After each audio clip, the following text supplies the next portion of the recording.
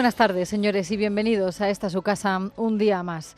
Nada como sacar a pasear el problemón que tenemos de la inmigración irregular en España, que llega en masa a las costas españolas, también a través de los aeropuertos, después nos ocuparemos de ello, para desviar la atención del caso Begoña, o el caso Peinado, que es como en el PSOE quieren empezar a llamarlo, para arremeter contra el juez instructor, para acosarle, amedrentarle, llámenlo como quieran.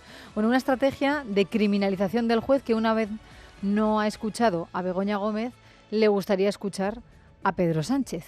Vamos, esto no es ningún crimen, ¿eh? Es pertinente que dé explicaciones el presidente del Gobierno después de que el empresario Carlos Barrabés dijera que se había reunido 8 veces en Moncloa con Begoña, y en 2 de ellas también estaba el presidente. ¿En calidad de jefe del Ejecutivo o en calidad de esposo de? Nos da igual. El caso es que Barrabés ya no es testigo, es imputado, investigado. Y lo es porque durante sus años de amistad con una Begoña Gómez, que ya vivía en el Palacio, en la Moncloa, consiguió el 90% de sus contratos públicos, casi 23 millones de euros en total. Eso sí, no sin antes tener sus cartas de recomendación bien firmadas por la señora Gómez para que su empresa Innovanext, una de ellas, consiguiera los contratos. Bueno, Sánchez debería dar explicaciones, debería ayudar a la justicia, pero tiene pinta de que no va a ser así, por las últimas informaciones que estamos leyendo. Por ejemplo, el abogado de Begoña, el exministro socialista Antonio Camacho, ha recurrido la decisión del juez Peinado de citar a declarar a Sánchez para dentro justo de una semana, del próximo martes. En el escrito de 8 páginas asegura que no hay indicios que justifiquen esa medida, que dice además es contraria a derecho, y que insiste además en interrogar al presidente, que le permita hacerlo por escrito. Es otra de las reclamaciones, ¿no? Cómo contempla la ley al tratarse del jefe del Ejecutivo. Así lo justifican. De hecho, llega a especificar en su escrito que no llega a entender que el magistrado instructor estime necesaria para acreditar la relación de mi investigada, dice, la que tiene con el presidente del Gobierno, y para ello lo cite. Dice, es notorio y público y perfectamente conocido que ambos mantienen una relación matrimonial desde hace muchos años. Es el reproche del abogado. Dice además que le sorprende desde un punto de vista jurídico que en la resolución por la que se acuerda la testifical, el juez Peinado cite 3 artículos, de los cuales 2 no existen en la ley de enjuiciamiento criminal. Bueno, esto es un ataque flagrante contra el juez, que llevamos denunciando ya meses, al que lamentablemente ya nos estamos acostumbrando, porque es lo que escuchamos desde hace muchas semanas por parte del Ejecutivo. Es tan clara la indefensión que está sufriendo Begoña Gómez, es tan claro que no hay nada de nada, que si este proceso judicial continúa, será lógico que los ciudadanos se pregunten por qué se prolonga innecesariamente y qué se pretende. El procedimiento en sí me parece tremendamente innovador también desde la óptica penal, ¿no? Yo creo que se le está haciendo una auténtica labor de inspección a la vida de Begoña Gómez a ver si se encuentra algo. Y esto, desde la óptica penal, es inconcebible, porque esto es una investigación prospectiva en toda regla, prohibida por la ley. Está instado por organizaciones de ultraderecha, basada en pruebas falsas y donde no hay informes, por ejemplo, de la Guardia Civil que reafirma que no hay caso, así como también la Fiscalía. Que la citación se notifique hoy, si me permite, con ironía, es cuando menos llamativo. Es que aquí no hay caso, hay fango, Antonio. ¿De qué estamos hablando? De un enorme bulo, Antonio. Bueno, ataque al juez Peinado y ataque a los partidos de la oposición porque les están pidiendo explicaciones, y en el caso de Vox, por formar parte también de la acusación popular. Hoy la ministra portavoz, Pilar Alegría, parece que ha bajado el pie del acelerador en contra de la justicia para fijarse solamente en el Partido Popular. Ha sido en la rueda de prensa posterior al Consejo de Ministros. Este asunto es exactamente lo que parece. Esto no es una causa judicial. Esto es una causa política, alentada por la derecha y por la ultraderecha, y que solo tiene un objetivo claro, que es atacar al presidente del Gobierno, atacar a su familia y, por supuesto, también erosionar a este Gobierno progresista. Pero este discurso no le vale al Partido Popular. Vamos a escuchar al vicesecretario de Cultura, Borja Semper. Tenemos que ser exigentes también en autoexigirnos a los políticos un comportamiento ético impecable y dar respuestas. Y las respuestas no las tiene que dar ante la opinión pública la mujer del presidente del gobierno, lo tendrá que hacer en su caso ante un juez. Quien tiene que responder ante los ciudadanos es el presidente del gobierno. Y lo que no puede responder es poniendo un ventilador, acusándonos a todos de fascistas, acusándonos a todos de fachas, acusándonos a todos de cualquier cosa con tal de no dar explicaciones. Bueno, pero volviendo a los hechos reseñables de hoy, era lógico que el abogado de Begoña lo recurriera. Y también era lógico pensar que la Fiscalía Provincial de Madrid fuera a hacer lo mismo. Ayer ya nos dieron algunas pistas de que lo iban a hacer. Pues hoy ha coincidido. ¡Voilà! ¿Y cómo lo argumenta Miguel Ángel Pérez? Buenas tardes. En un recurso de 5 páginas al que ha tenido acceso Libertad Digital, la Fiscalía Provincial de Madrid argumenta que la diligencia no es necesaria para los fines de la investigación que se supone en curso. El Ministerio Público recrimina además que la propia cercanía en la fecha de la declaración resulta anómala, impidiendo casi seguro que los eventuales recursos puedan ser objeto de tramitación y resolución en plazo y, por supuesto, el eventual control revisor a través del recurso de apelación, como por otra parte ha ocurrido, dice, ya con alguna petición de la defensa. Recordamos que el titular del Juzgado de Instrucción número 41 de Madrid, Juan Carlos Peinado, ha acordado la citación de Pedro Sánchez como testigo el próximo martes 30 de julio y el instructor se trasladará personalmente a la Moncloa para tomarle declaración. Por ello, la Fiscalía solicita que se anule la citación y subsidiariamente se permita su declaración testifical por escrito, interesando en todo caso, habida cuenta las circunstancias expuestas y premura en los tiempos del señalamiento e imposibilidad también de tramitación y resolución en plazo, que se deje expresamente sin efecto la misma en tanto se resuelve el recurso planteado, a la vista, dice, de su repercusión y de las dudas jurídicas planteadas. Gracias, Miguel Ángel. Pero es que la Fiscalía, además, en el día de ayer también le pidió al juez titular del Juzgado de Instrucción número 41 de Madrid que anulara el auto por el que cita como investigado a otra persona, a Barrabés, al empresario, para el próximo lunes, para el 29 de julio. Y lo argumentó diciendo que no hay una motivación. Por eso solicitó que se dictara otro auto en el que se motive ya de una forma adecuada y suficiente su nueva conducción de investigado por los delitos de tráfico de influencias y corrupción en los negocios. Le pedía a la Fiscalía un razonamiento mínimo, suficiente y proporcional. Bueno, ya saben que lo que se investiga es si Begoña Gómez pudo incurrir en un delito de tráfico de influencias y en el de corrupción de los negocios. Muchos en el PSOE principalmente ya dicen que no hay caso, que es inocente, que el juez además está prevaricando, y otros son más cautos. Lo estamos viendo dentro de la clase política. Por ejemplo, en el PNV, Aitor Esteban la semana pasada dijo que, hombre, esto no es la Gürtel, pero hay que seguir indagando, ¿no? Y luego hay otros como Gabriel Rufián, de Esquerra Republicana, que insiste en que se regule la actividad del consorte al presidente, pero no todos los socios están de acuerdo. Leticia Barquín. Buenas tardes. El portavoz de Esquerra en el Congreso, Gabriel Rufián, reconoce que hay un vacío legal en la figura de la pareja del presidente del Gobierno, por eso aboga por una regulación. Yo creo que es lógico, porque también así acabaríamos con según qué cosas. Es absurdo que se cite a alguien por una reunión, pero creo que sería bueno regular esa figura y saber qué puede y qué no puede hacer. Sin embargo, el Gobierno de coalición se ha mostrado contrario a promover la regulación de la figura del consorte del jefe del Ejecutivo. El PSOE asegura que ya hay una regulación suficiente, mientras Sumar alude a la democratización del Poder Judicial, atacando así al juez Peinado, al que reprochan de impulsar un juicio ficción. Gracias, Leticia. Desde luego, el portavoz de Sumar en el Congreso, Íñigo Errejón, ha dicho que no van a quebrar al Gobierno de coalición, no van a hacer lo mismo que hicieron con Antonio Costa, ya saben, el ex primer ministro de Portugal, que sí que dimitió de su cargo por un presunto caso de tráfico de influencias. Aunque en el caso de Errejón dice, bueno, luego no hubo indicios, ¿no? Así que no lo van a conseguir con Pedro Sánchez, va a seguir al frente de este gobierno. Y más que regular las actividades de la mujer del presidente, Errejón dice que habría que hacer otras cosas. Bueno, lo que creo es que en España hay que democratizar el Poder Judicial. El Partido Socialista hasta ahora no ha estado muy convencido de ello, pero esperamos que se vaya convenciendo. Si no se ha convencido por las buenas, por nuestra capacidad de persuasión, me temo que algunos usos extraordinariamente, marcadamente políticos del Poder Judicial le van a acabar convenciendo. Este es el ataque flagrante a la justicia española. Hay que democratizar. ¿Para qué? Para que lo votemos absolutamente todo. Bueno, y si hablamos del trabajo de la cónyuge, también tenemos que hablar de la Universidad Complutense. Ya saben que también está bajo el foco de esa supuesta apropiación del software de la universidad, donde codirigió una cátedra. Y bueno, se trata también de saber cómo llegó a trabajar en el Instituto de Empresa, las subvenciones también que habría recibido de una compañía a la que ella misma estaba vinculada. Hay unos cuantos asuntos. En este sentido también hay novedades con el rector de la Complutense. El investigado con Joaquín Goyache ha enviado una carta hoy a los profesores de la universidad intentando tranquilizar al personal. Les pide, a muchos de ellos ya saben que le están pidiendo su dimisión desde hace tiempo por el escándalo de la cátedra, el máster y el software, que Goyache desconoce cómo se pagó, dice, ¿no? Desconoce también qué hechos son objeto de la investigación, que es lo que ha provocado que ahora esté imputado en las diligencias sobre Begoña Gómez, ni qué presunta conducta delictiva se le atribuye, ¿no?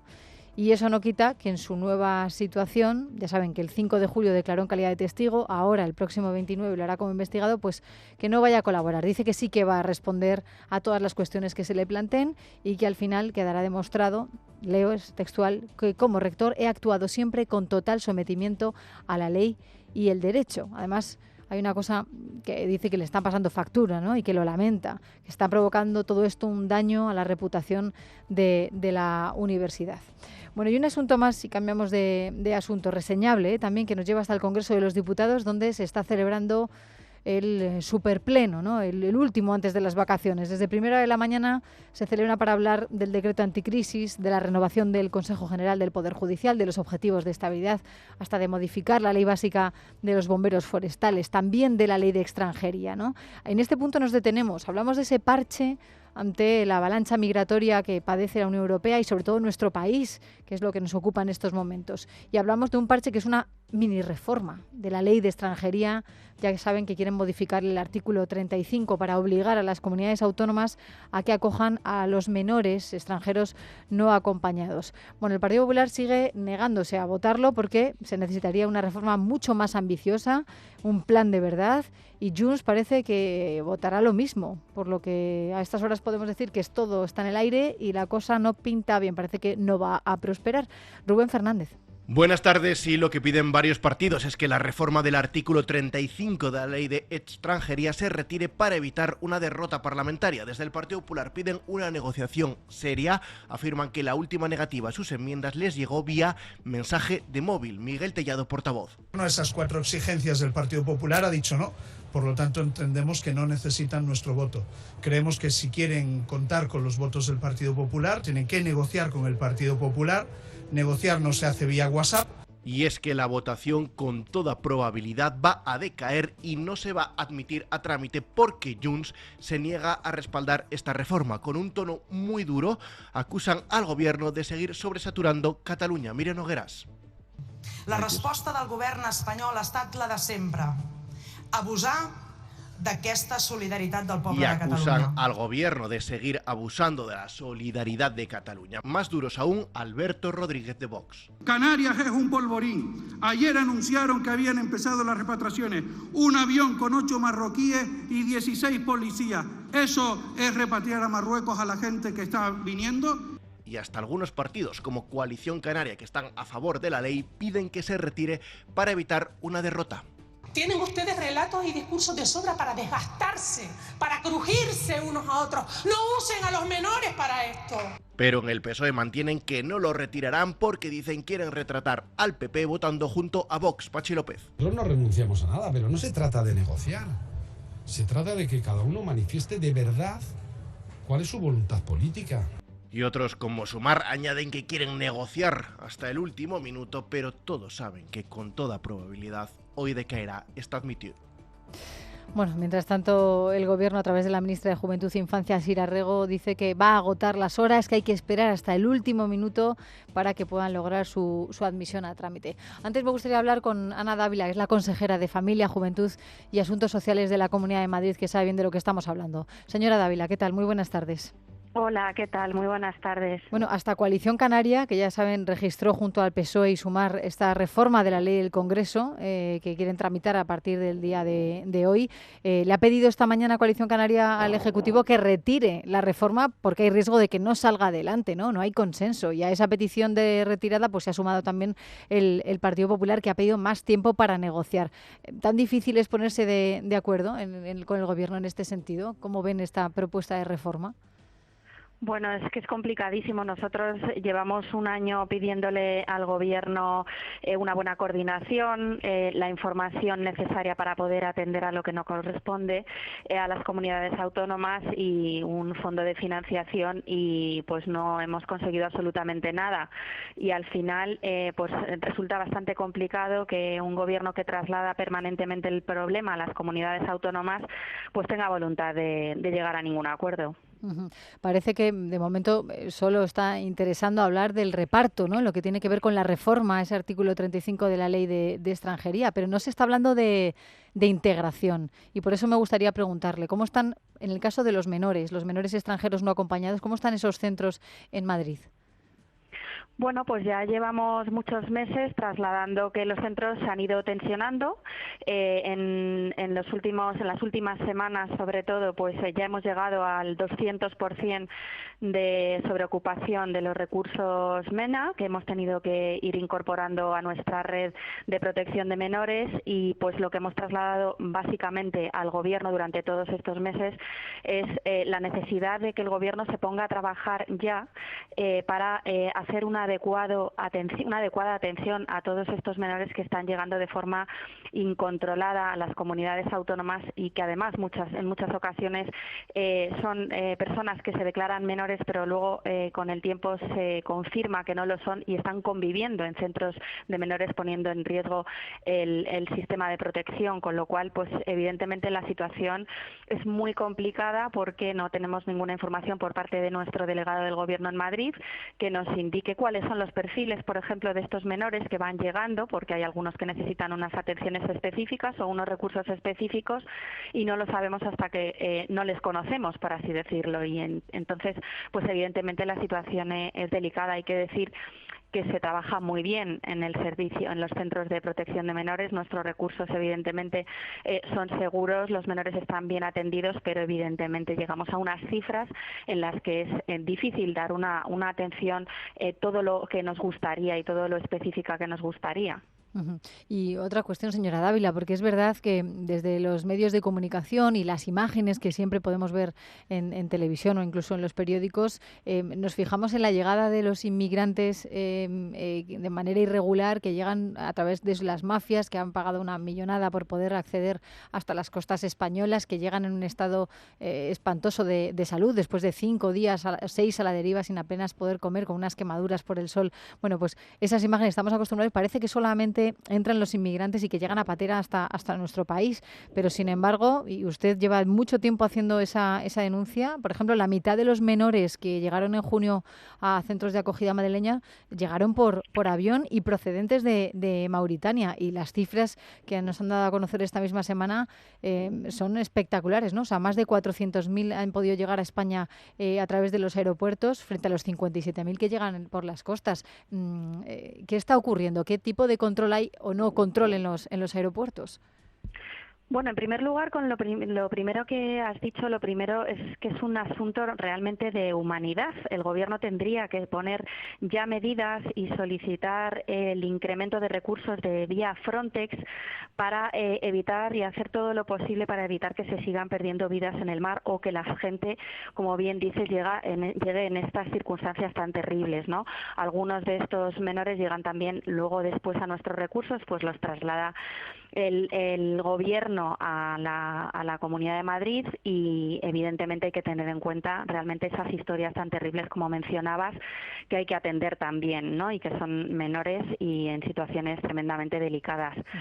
Y lo segundo, pues efectivamente, que no solo estamos recibiendo con toda la solidaridad del mundo a estos menores que proceden de Canarias, de Ceuta, sino que también estamos sufriendo la inacción del Gobierno de España en el control de nuestras fronteras vía el aeropuerto de Madrid-Barajas. Y como bien has dicho, pues ya tenemos unas cifras que evidentemente alarman para proceder a seguir atendiendo a estos menores, que es la que has trasladado, ¿no? En el último mes y medio hemos atendido a 150 menores procedentes del aeropuerto, directamente del aeropuerto de Barajas, y los propios sindicatos de policía que ya están tratando también la misma información han comunicado que en lo que va de año 500 menores han llegado a la Comunidad de Madrid a través del aeropuerto de Madrid-Barajas, con lo cual pues insistimos en lo mismo, lo necesario que es que el Gobierno se ponga a trabajar ya con los ministerios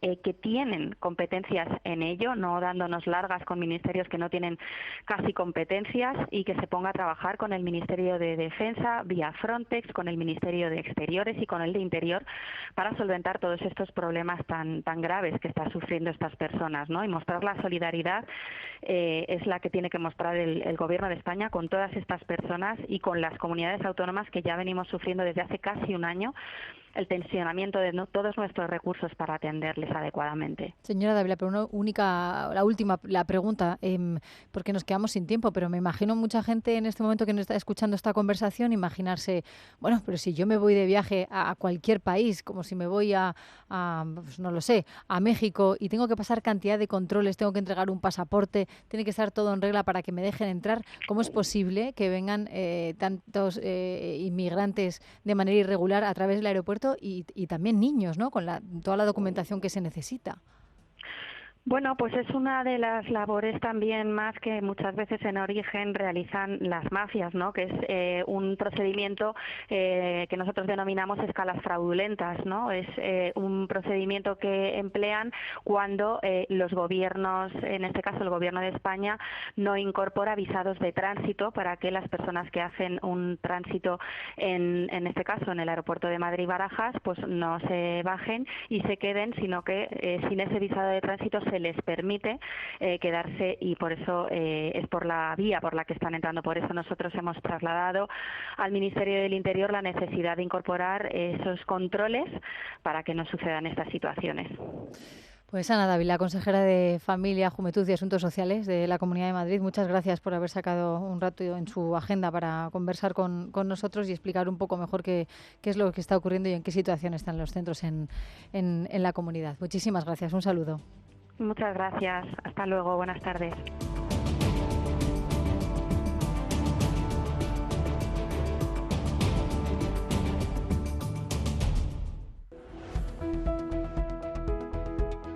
En Casa de Herrero, con Leticia Vaquero. Es Radio.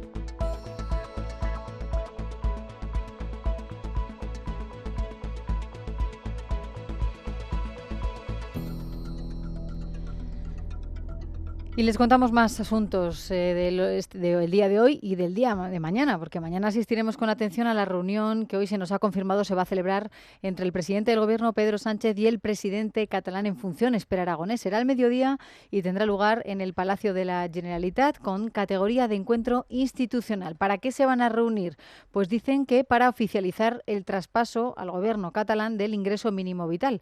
Ambos presidentes van a firmar mañana un convenio que va a dejar negro sobre blanco del traspaso y la gestión a Cataluña de ese ingreso, pero a nadie se le escapa que están inmersos en las negociaciones para que Salvador Illa sea investido, y para lo que necesitan es el apoyo de Esquerra Republicana. Carmen Arreaza, buenas tardes. ¿Qué tal, Leticia? Muy buenas tardes. El encuentro se produce en una semana clave para la negociación de la investidura del líder del PSC, Salvador Illa, y después de que la secretaria general de Esquerra, Marta Rovira, avisara de que el plazo límite para que haya un preacuerdo sobre la soberanía fiscal para Cataluña es el mes de julio y que si no se levantarán de la mesa de negociación. Verónica Jorro, buenas tardes. El Gobierno mueve ficha para empujar ese posible acuerdo que tiene fecha límite el 25 de agosto, pero es que la Secretaría General de los Republicanos, Marta Rovira, lanzó un ultimátum: o se cerraba un preacuerdo antes de agosto o de lo contrario se levantarían de la mesa. Pese a todo, el encuentro de mañana, que tendrá lugar al mediodía, se intenta dotar de un marco institucional. Y es que, según ha informado la Moncloa, ambos presidentes asisten a la firma del convenio de traspaso de la gestión del ingreso mínimo vital, junto con la ministra de Inclusión, Elma Saiz, y el consejero de Derechos Sociales, Carles Campuzano. Este acuerdo en cuestión ya se cerró en el mes de febrero. Sin embargo, en la cita no se descarta que se aborden también otros acuerdos pendientes del pacto de investidura de Sánchez en el Congreso para avanzar en ellos. Desde Esquerra, su portavoz en el Congreso, Gabriel Rufián, no quiere hablar. ¿Se va a reunir mañana Sánchez con el presidente aragonés? Saben que no hablo de eso, porque si no en Cataluña tergiversa lo que diga, así que no digo nada.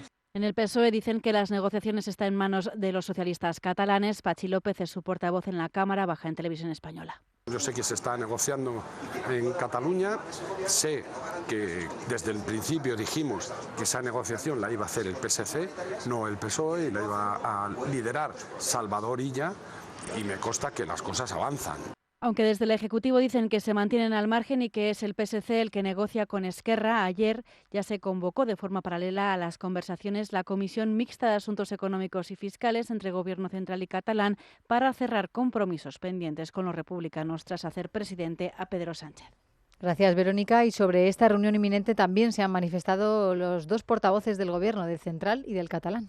Tanto Pilar Alegría como Patricia Playa han querido marcar posición sobre la reunión que se celebrará mañana y en la que ambas han negado que tenga que ver con la investidura de Illa. Eso sí, Playa ha señalado que el contexto sobre la situación de Cataluña será obviamente analizado. Por su parte, Alegría ha negado que Sánchez vaya a encontrarse con la negociadora de Esquerra, Marta Rovira. La respuesta es no. La reunión es una reunión institucional con el presidente de la Generalitat y, como les decía posteriormente, ambos dos acudirán a presidir la firma de este convenio. El presidente aragonés no negocia investiduras de futuros o posibles presidentes de la Generalitat de Cataluña. El presidente aragonés lo que tiene mañana en su agenda es una reunión entre gobiernos, concretamente entre el gobierno catalán y el gobierno español. Es una reunión entre presidentes de tú a tú, entre el presidente Sánchez y el presidente aragonés, que se marca en la concreción, en el punto final del traspaso del ingreso mínimo vital, pero obviamente en una reunión entre presidentes se habla de aquellos temas que ocupan y que centran la actualidad política, en este caso la actualidad política tanto de Cataluña como del Estado español.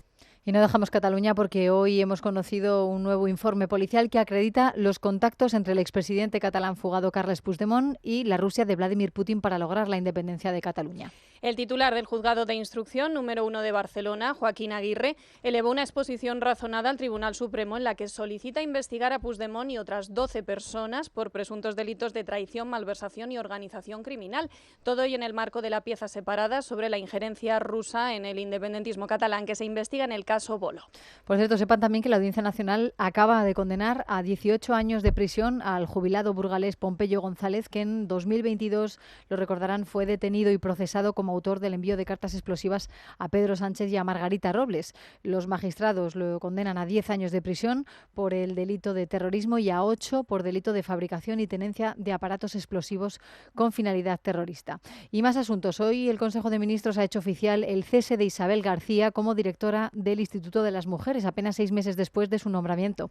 El paso de Isabel García por la institución ha estado marcado por la actividad empresarial junto a su esposa, con la que presuntamente se enriqueció al recibir al menos 64 contratos públicos de ayuntamientos regidos por el Partido Socialista en los últimos 2 años para la gestión de los puntos violetas sobre la violencia de género. Tras días de presión política, incluido de sus socios Sumar, el Ejecutivo ha destituido a García ante las sospechas de enriquecimiento personal. A pesar de ello, hoy la ministra de Igualdad, Ana Redondo, le dedicaba buenas palabras, Daría Carnicero. Así es, Ana Redondo ha aprovechado para agradecer la labor de Isabel García hasta ahora, haciendo hincapié, curiosamente, en su sinceridad. Yo quiero decir que no voy a hacer leña del árbol caído. Me parece que ha sido una trabajadora estupenda, una buena colaboradora en estos meses que hemos tenido oportunidad de trabajar juntas. Y yo le agradezco el esfuerzo y también le agradezco su sinceridad.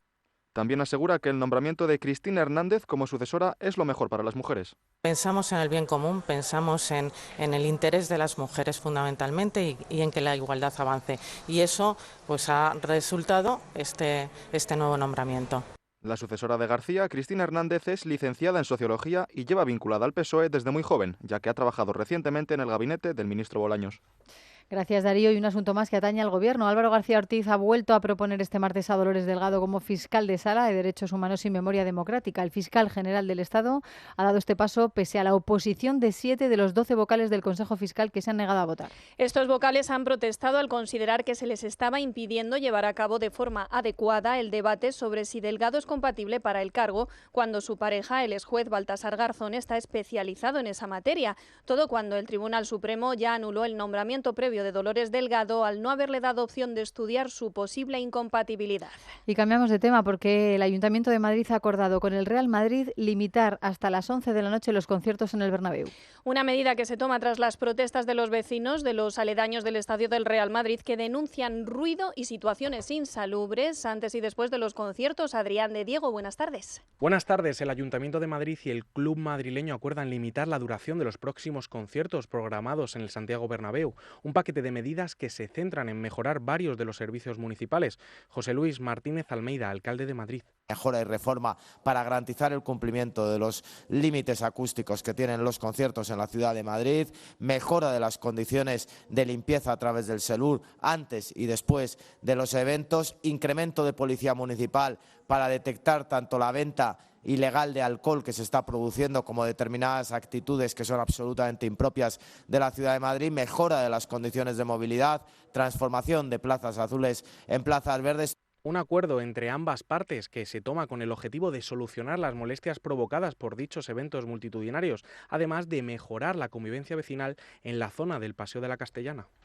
Gracias, Adrián. Y acabamos con una información de fuera de nuestras fronteras, donde estamos muy pendientes de las elecciones que se van a celebrar en Venezuela el próximo fin de semana, el domingo concretamente. El chavismo liderado por Nicolás Maduro llega a la cita castigado por el desgaste, según recogen la inmensa mayoría de las encuestas, mientras que la oposición, encabezada por Edmundo González, aspira a que haya un cambio de timón. Gabriel Moreira. Unos comicios con un escenario muy distinto al de años anteriores. El deseo de los ciudadanos es que en el país se produzca un cambio de rumbo. Quieren dejar atrás la dictadura de Nicolás Maduro y dar paso a una democracia de la mano de Edmundo González. Un cambio que, según ha explicado el disidente venezolano Leopoldo López durante una entrevista en Es Noticia, está más cerca que nunca, puesto que la gran mayoría apuesta por el candidato unitario. Hay una amplísima mayoría de los venezolanos que quiere un cambio y quiere salir de la dictadura de Nicolás Maduro. La diferencia es de 30, 40 puntos entre Edmundo González, el candidato unitario, y el dictador Nicolás Maduro. La segunda razón de nuestro optimismo es que se ha consolidado la unidad de todos los factores democráticos. Y la tercera razón es la debilidad que ha mostrado Nicolás Maduro. En los últimos días está en modo delirio, en modo desesperación. Ante esta inquietud por parte de Maduro y su amenaza de una posible guerra civil, Leopoldo López asegura que es una muestra más de debilidad y vaticina un posible desacato de la policía ante las órdenes del dictador. Esos señalamientos que está haciendo Maduro de una guerra civil, de un baño de sangre, de una confrontación, son una señal de debilidad, de inseguridad de Maduro. Creo que lo que puede terminar sucediendo es que Maduro pretenda que se dé un baño de sangre, una confrontación, que dé una orden a los militares, a los policías, y esta orden no sea acatada. Lo más importante es que no hay miedo. Además, el opositor venezolano espera que, ante unos resultados tan evidentes, los gobiernos del resto del mundo colaboren en la transición de Venezuela. Yo espero que en esta oportunidad, siendo tan pero tan clara la movilización, las ganas de cambio que tienen los venezolanos, que tanto el presidente Zapatero como el gobierno español, como los gobiernos democráticos de Europa, del continente americano, todos pongan su aporte para iniciar una transición. A falta de 5 días para las elecciones, todo apunta a que la democracia en el país se impondrá a la dictadura de Nicolás Maduro tras 11 años en el poder. Gracias, Gabriel. Y ahora la información deportiva.